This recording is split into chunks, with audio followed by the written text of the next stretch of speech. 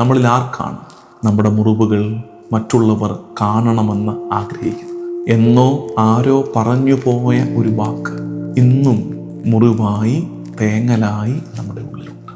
ആ വാക്കോ അതിന് സമാനമായ ഒന്നോ കേൾക്കുമ്പോൾ ഇന്നും നെഞ്ചിലൊരു നീറ്റലുണ്ടെങ്കിൽ അതിൻ്റെ അർത്ഥം ആഴമുള്ള ഒരു മുറിവ് ആ വാക്ക് സമ്മാനിച്ചിട്ടുണ്ട്. റിജക്ഷൻസ് മുറിവായിട്ടുണ്ട്. ആരൊക്കെയോ നമ്മെ അവഗണിച്ചു മാറ്റി നിർത്തിയതിൻ്റെ ഓർമ്മകൾ മുറിവായി ഉള്ളിൽ കിടപ്പുണ്ട്. എന്നെ ആർക്കും വേണ്ട എന്ന തോന്നലുണ്ടാക്കിയ ഒരു മുറിവിൻ്റെ ആഴം ചെറുതല്ല.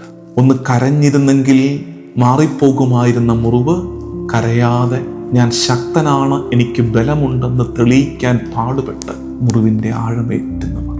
ഉത്തരവാദിത്തങ്ങൾ നമ്മെ വീണു പോകാൻ അനുവദിക്കാതെ പിടിച്ചു നിർത്തുമ്പോൾ ആ പിടിച്ചു നിർത്തൽ പിന്നെയും മുറിവായിട്ട് മാറാറുണ്ട്. അത്തരം മുറിവുകളെയൊക്കെ ഇന്ന് പരിശുദ്ധാത്മാവിൻ്റെ മുമ്പിലേക്ക് നമുക്ക് എടുത്തു വയ്ക്കാം.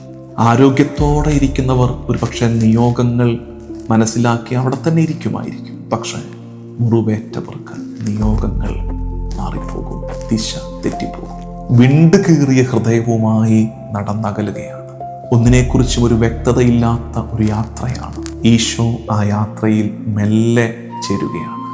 മുറിവേറ്റവരുടെ യാത്രയിൽ അവരോട് ഒപ്പം നടക്കുകയാണ്.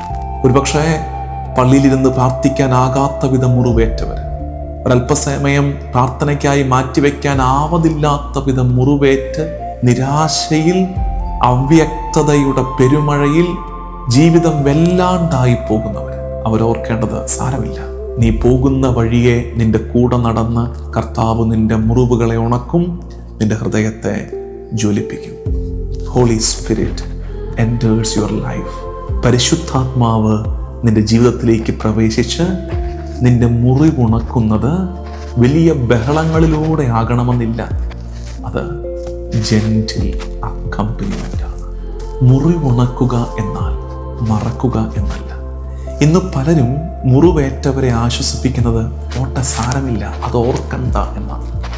നമുക്ക് ആശ്വസിപ്പിക്കാൻ എളുപ്പം, ഓർക്കണ്ട എന്ന്. സൗഖ്യമെന്നാൽ മുറിവുകളെ, വേദനയെ ഓർക്കാതിരിക്കുക എന്നല്ല, മറിച്ച് നിന്റെ മുറിവുകളിലേക്ക് പ്രവേശിക്കാൻ കർത്താവിനെ അനുവദിക്കുക എന്നതാണ്. നിന്നിലെ ആഴമേറിയ മുറിവുകളിലേക്ക് കർത്താവ് പ്രവേശിക്കട്ടെ. And the Holy Spirit will heal you. പരിശുദ്ധാത്മാവ് നിന്നെ സഹായിക്കും, നിന്നെ സുഖപ്പെടുത്തും.